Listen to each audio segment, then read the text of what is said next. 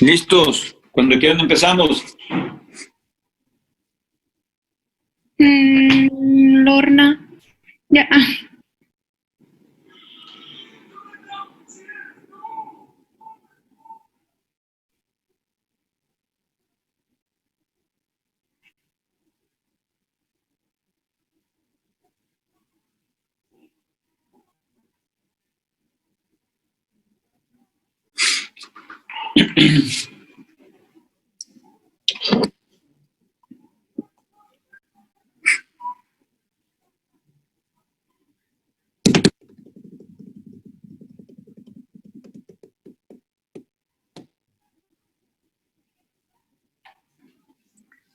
Cuando quieran. Disculpe, no tenía prendido mi micrófono. Bueno, el primer tema que vamos a ver es lo que es la semiología de la semiología. Este equipo, pues somos Leslie Sánchez y yo, Lorna Carvajal. No puedo. Bueno, pues como dije anteriormente, el primer tema va a ser lo que es la semiología respiratoria. En introducción, pues vamos a ver aquí que los pacientes van a acudir a consulta de neumología por tener síntomas respiratorios o presentar alguna alteración en una radiografía de tórax. Los síntomas recurrentes pues van a ser tos, disnea, que va a ser dificultad para respirar, dolor torácico o hemoptisis. En la semiología clínica, pues va a ser el proceso diagnóstico. Se debe iniciar con una meticulosa y detallada anamnesis que recogerá los antecedentes personales y familiares del enfermo y los síntomas que va a referir el paciente de forma subjetiva. Finalmente, pues se va a tener que realizar una completa exploración física del paciente para descubrir todos los posibles síntomas objetivos de la enfermedad respiratoria. En la anamnesis y la exploración física son las claves que dirigen el proceso diagnóstico como un uso racional de las diferentes pruebas diagnósticas disponibles. Bueno, la anamnesis pues se realiza lo que es en la historia clínica, que siempre se van a recoger los antecedentes familiares, ya que nos pueden orientar hacia algunas enfermedades que vengan ya por genética, que es como la fibrosis quística o el déficit de alfa-1 antitripsina, o con un componente familiar como la atopia, o incluso una determinadas enfermedades infecciosas en las que ha podido existir un contagio en la familia.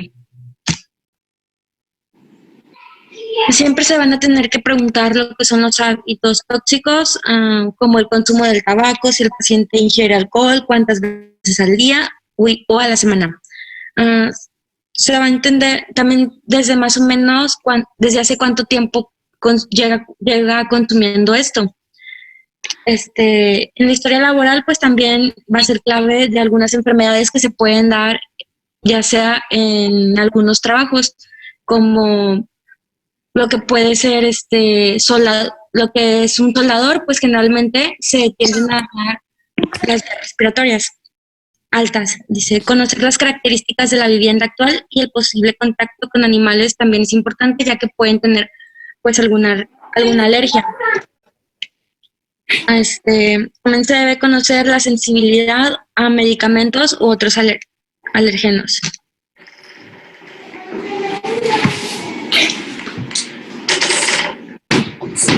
Leslie.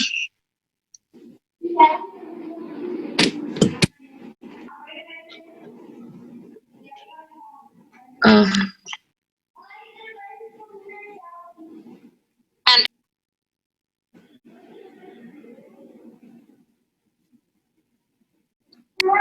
Bueno, mi compañera pues no va a poder dar lo que es la parte de su tema, así que pues yo la voy a dar. Y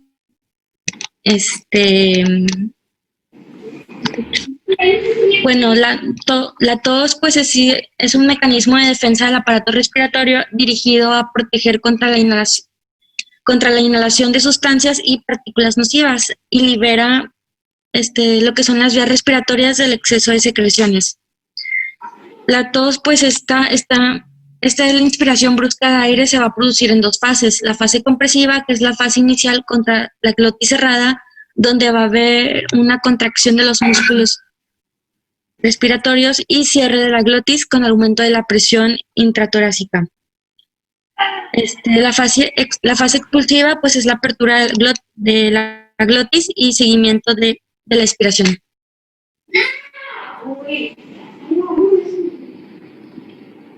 La tos se va a clasificar en lo que es aguda y crónica. La aguda, pues se considera aquella tos que tiene una duración de menor a 3 semanas. La causa más frecuente de la tos aguda, pues son las infecciones respiratorias, generalmente víricas. Y la crónica, pues es la que dura más de 3 semanas, que suele deberse a bronquitis crónica, asma, gateo retronasal o reflujo gástrico. La expectoración, pues va a ser el material que va a ser expulsado por la boca desde el tracto respiratorio inferior por medio de la tos. Se van a tener que recoger datos sobre su inicio, duración, cantidad, distribución y también sobre su color, olor y consistencia. Y sobre cualquier contenido sólido que pueda incluir esta. En general, no es frecuente que se expectoren más de 50 mililitros al día. En cantidades mayores, pues puede presentarse una bronquiectasis, una fibrosis quística o algunos abscesos pulmonares. El carcinoma bronquialveolar también es muy importante observar el aspecto macroscópico del esputo. El esputo, pues, es el aspecto mucoso que tiene un color incoloro o blanco, con una consistencia gelatinosa, ocasionalmente una expectoración muy copiosa. El esputo purulento, pues, va a tener un color verde o amarillo, o a veces va a poder presentarse de color marrón. Va a ser expresión de un proceso inflamatorio. El color verde va a ser provocado por el pigmento verdoperoxidasa, que va a indicar presencia de pus, generalmente por una infección bacteriana. El esputo de color amarillo, pues, puede deberse a pus, pero también se puede tener alta concentración de eosinófilos en casos como el asma. El color marrón aparece en infecciones típicamente producidas por hongos. El esputo de aspecto herrumbroso va a contener sangre modificada que aparece en neumonías neumocócicas y ocasionalmente en edema del pulmón. A veces el esputo, pues, va a tener un color negro por contener carbón, como sucede en los mineros y en los fumadores, que pueden tener una coloración grisácea. Bueno, pues la disnea, va a ser la dificultad respiratoria, va a ser un síntoma frecuente. Su evaluación clínica, pues, es generalmente complicada y se va a presentar como aguda, subaguda y crónica.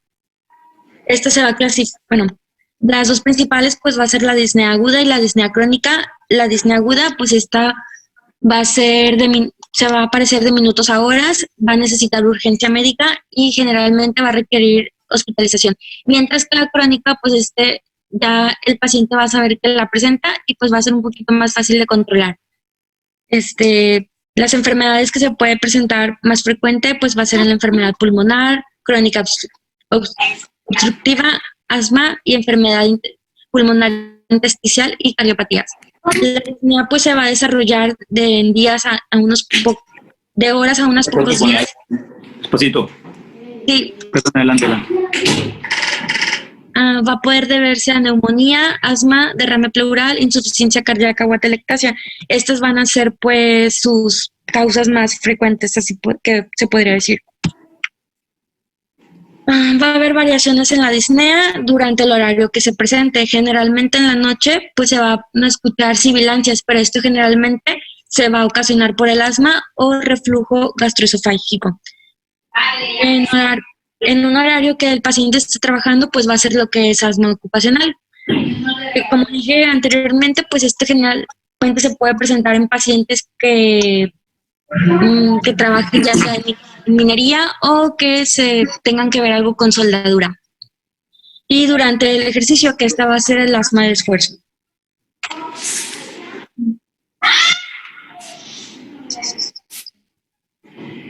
La relación de la disnea con la posición del cuerpo, bueno, se va a encontrar la ortopnea, que va a ser la disnea que aparece de cúbito. Esta suele deberse a un fallo ventricular izquierdo y a la disfunción diafragmática. La platipnea, la disnea que va a aparecer en una posición erguida y va a mejorar cuando el paciente se encuentre de cúbito. Es característica de la cirrosis hepática y la trepopnea, que es la disnea que va a aparecer en adoptar una determinada posición lateral que se suele deberse a enfermedades pleuropulmonares unilaterales. También se va a poder encontrar la disnea con otros síntomas. Esto generalmente no va a ser muy regular. Se puede presentar con una fiebre, que esto puede pasar por una infección respiratoria.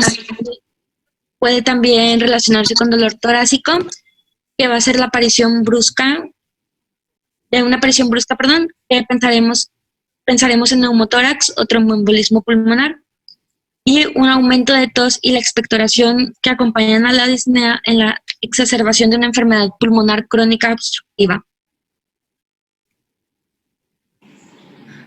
En la evaluación de la disnea, pues se va a encontrar la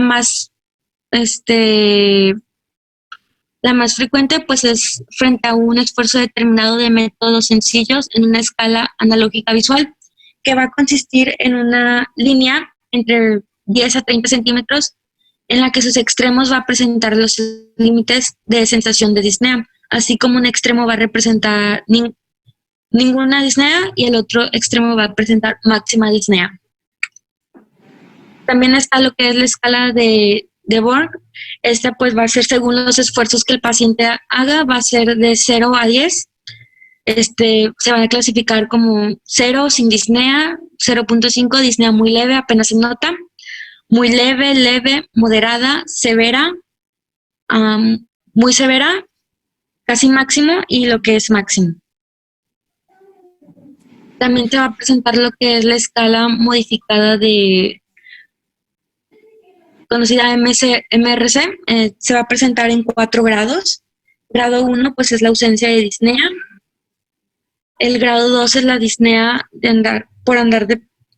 al andar deprisa o subir una pequeña cuesta. Grado 2, incapacidad de mantener el paso de otras personas de la misma edad, caminando en llano o tener que parar a descansar al andar en llano al propio paso.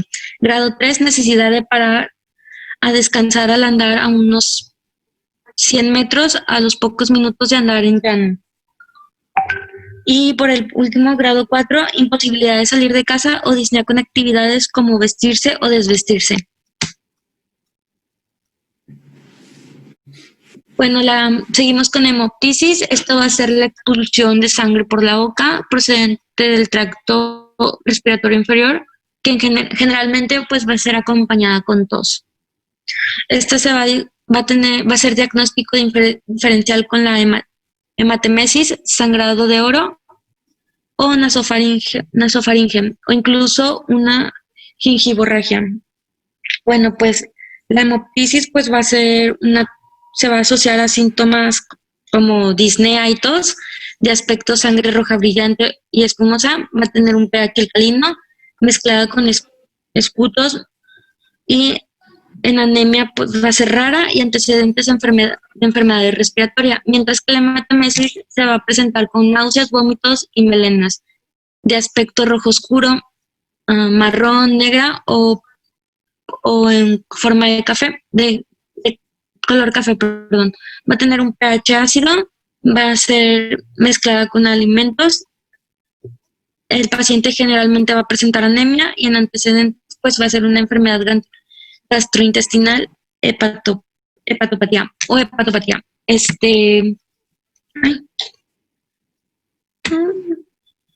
Se va a presentar también como hemoptisis masiva, que es un sangrado superior a 400 a 600 mililitros en 24 horas o mayor a 150 mililitros por hora. En etiología, pues se va a presentar con bronquitis crónica, cáncer de pulmón, bronquiectasis y tuberculosis. En la bronquiectasis, pues va a ser en infecciones repetidas con expectoración purulenta. El tromboembolismo pulmonar, pues se va a presentar con dolor torácico brusco y disnea, y enfermedad de Rehn-Osler va a tener telangiectasis, mientras que en cáncer de pulmón se va a presentar en pacientes fumadores mayores de 40 años con un sangrado recurrente.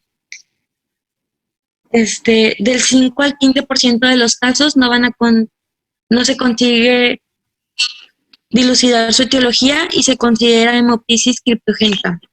Es importante preguntar siempre por el consumo de anticoagulantes o fármacos antiagregantes plaquetarios que pueden ser causados de una hemoptisis.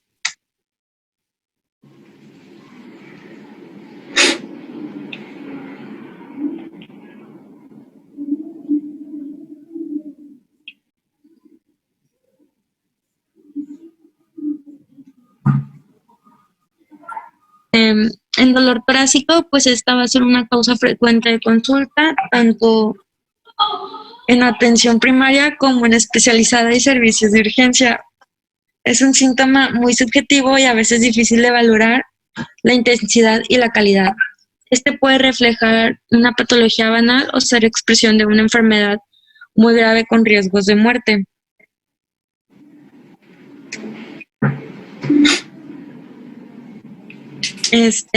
Como en cualquier otro síntoma, una adecuada anamnesis es un extraordinario valor para el dolor torácico, ya que los datos que deben recogerse en la anamnesis del dolor torácico, pues es la cronología, que es el modo en que aparece, la duración con la que se ha presentado y su evolución.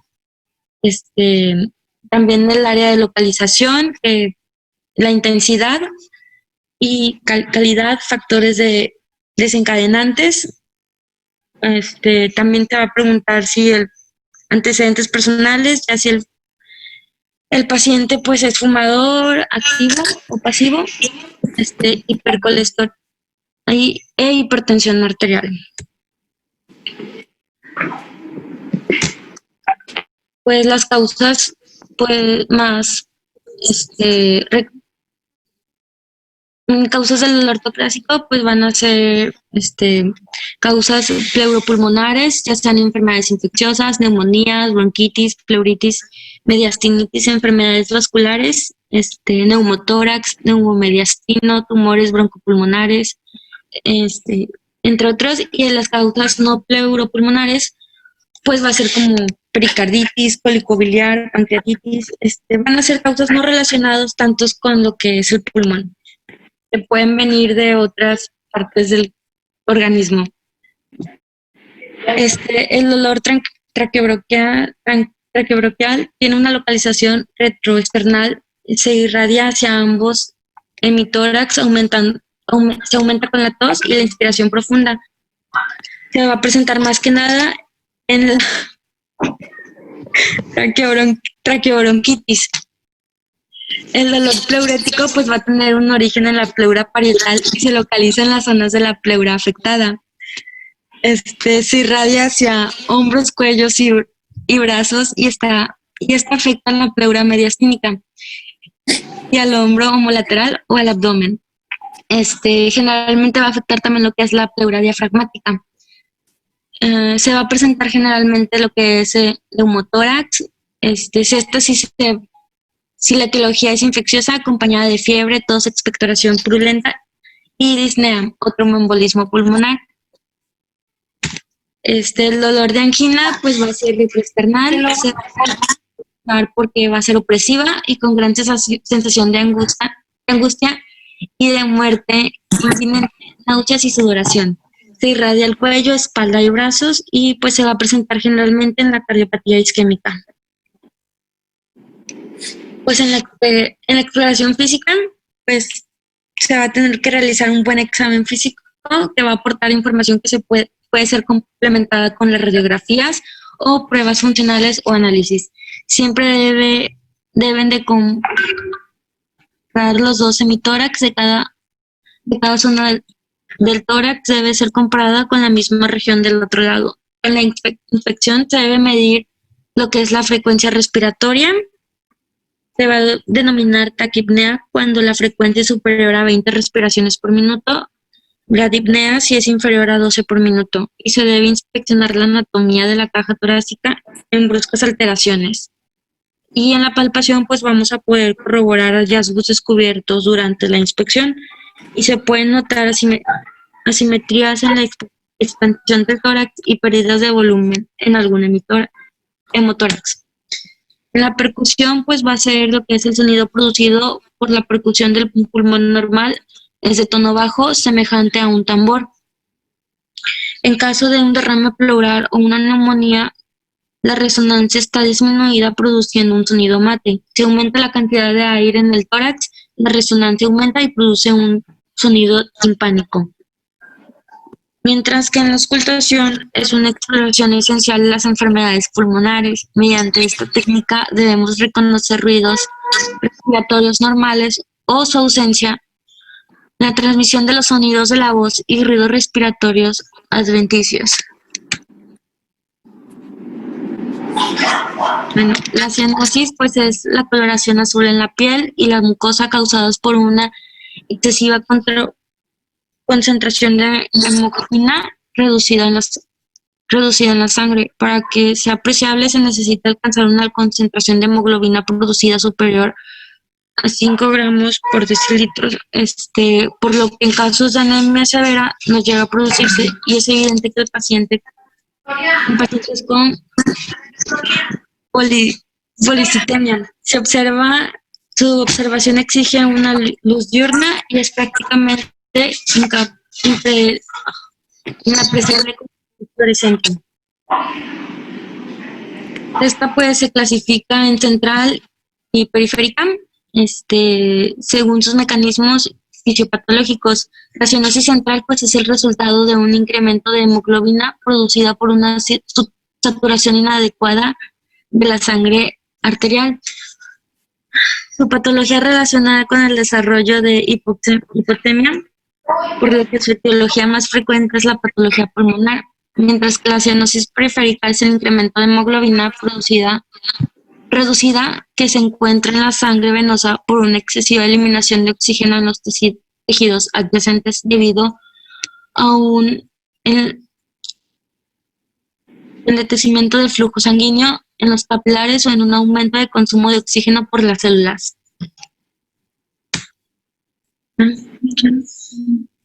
Y sería todo.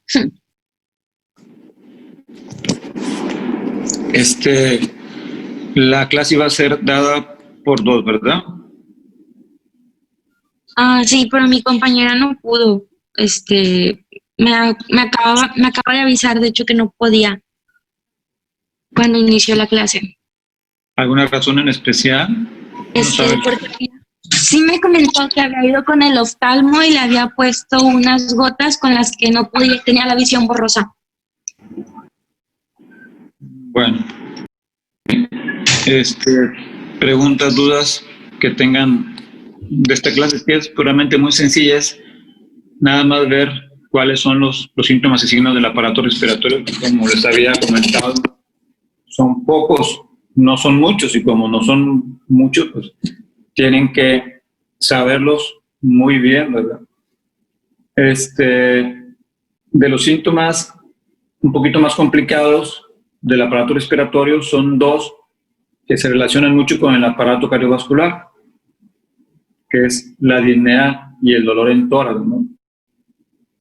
Hay síntomas que pueden ser originados por el aparato respiratorio, pero también pueden ser originados por el aparato cardiovascular. Y, por ejemplo, la disnea, la disnea puede ser producida por el aparato respiratorio o puede ser producida por el corazón. Entonces, sí es bien importante saber si el paciente, la disnea es secundaria, por ejemplo, a un broncoespasmo, o es una disnea que es secundaria a una isquemia miocárdica, a un tromboembolia pulmonar, ¿sí? Entonces, lo que nos va a ayudar mucho va a ser precisamente la historia clínica, la anamnesis y y la exploración física de tórax. Entonces, cuando tengamos enfrente un paciente con síntomas respiratorios, pues hay que hacer historia clínica, anamnesis, exploración física y la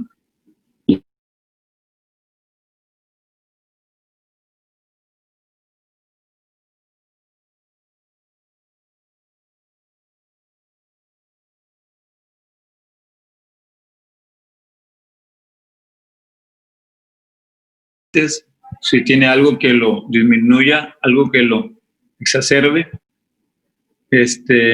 si ese dolor, por ejemplo, tiene un horario, si es en la mañana, tarde o noche, si ese dolor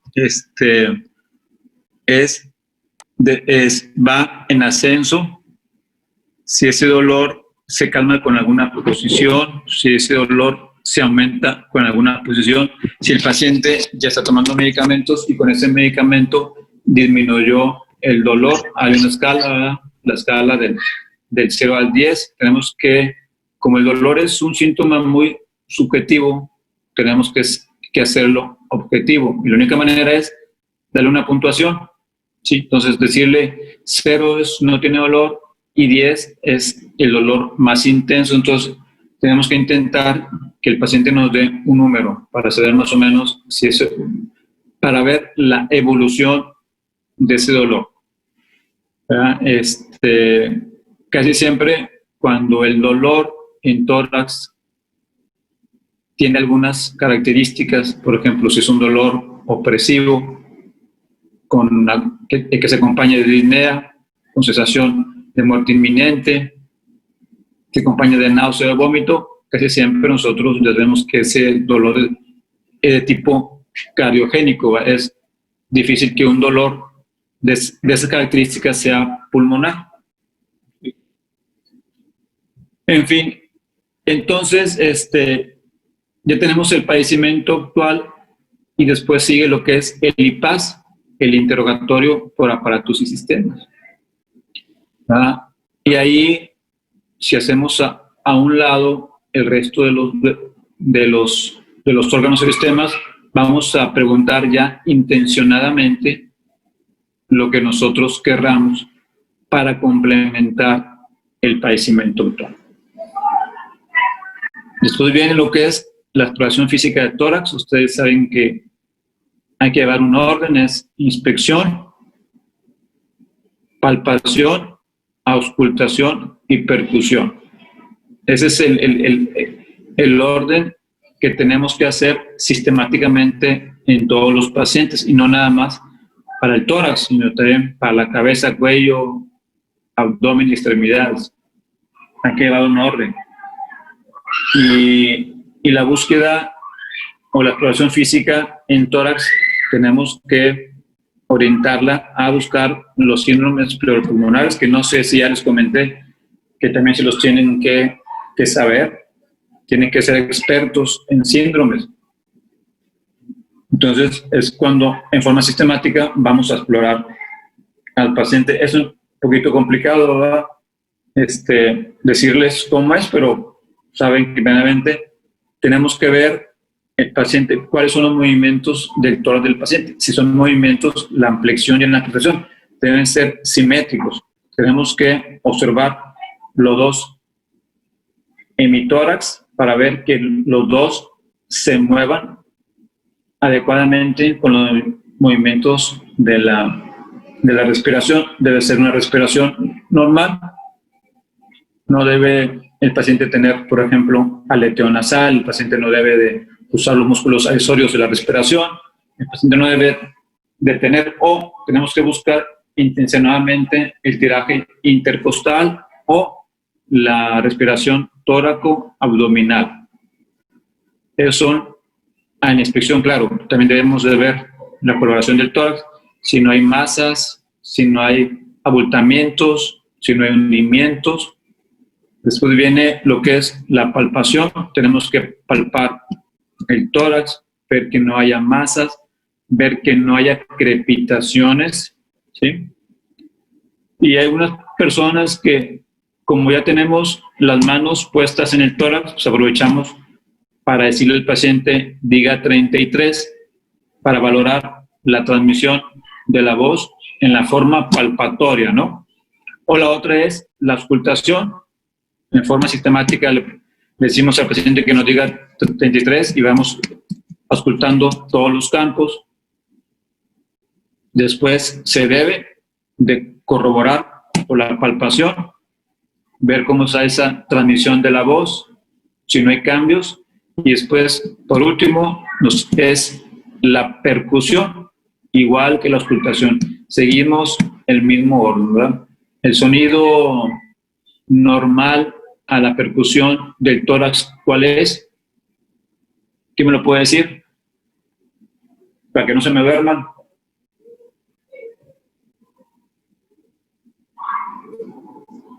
¿Cuál es el ruido normal del tórax a la percusión, perdón?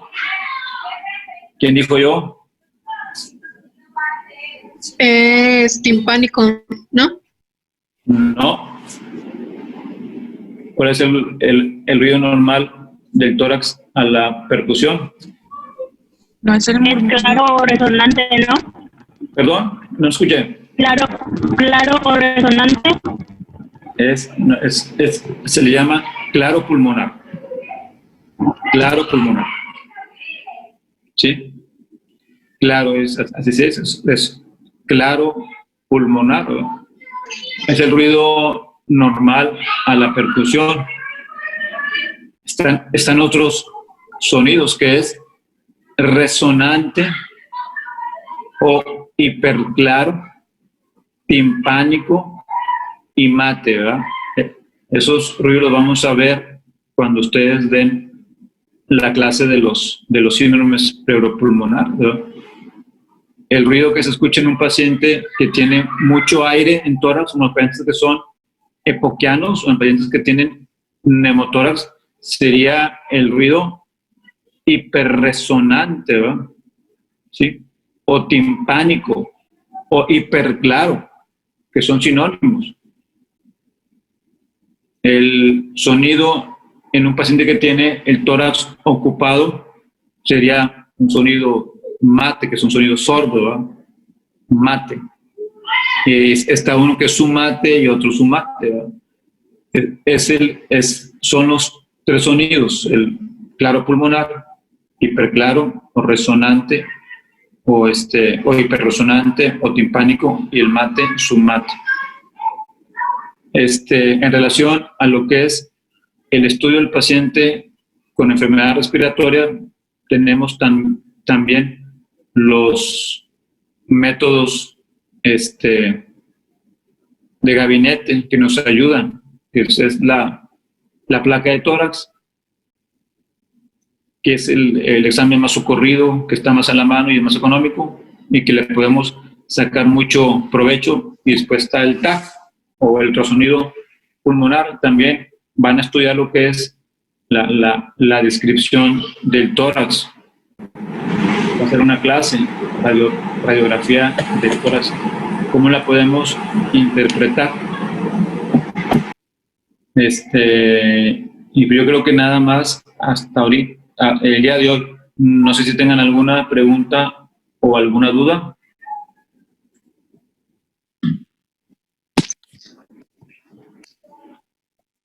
¿Perdón?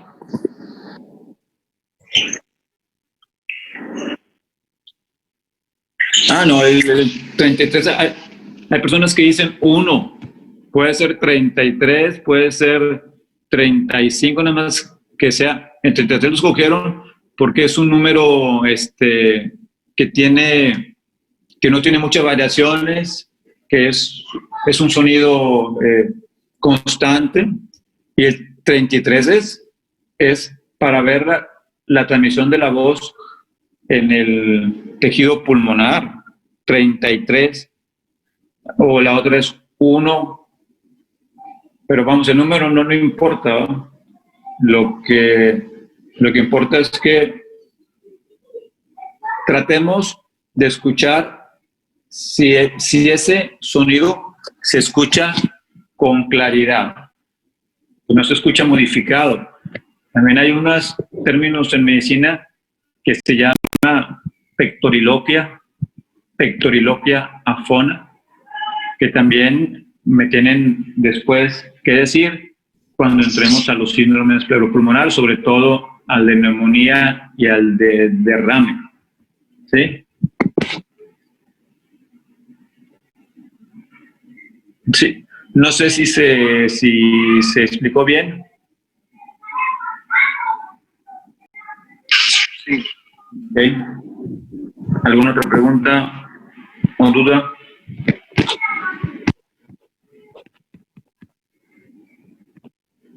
No, doctor. Bueno, yo no. Bueno, si no hay ninguna otra duda, entonces nos vemos. ¿Cuándo es la próxima clase?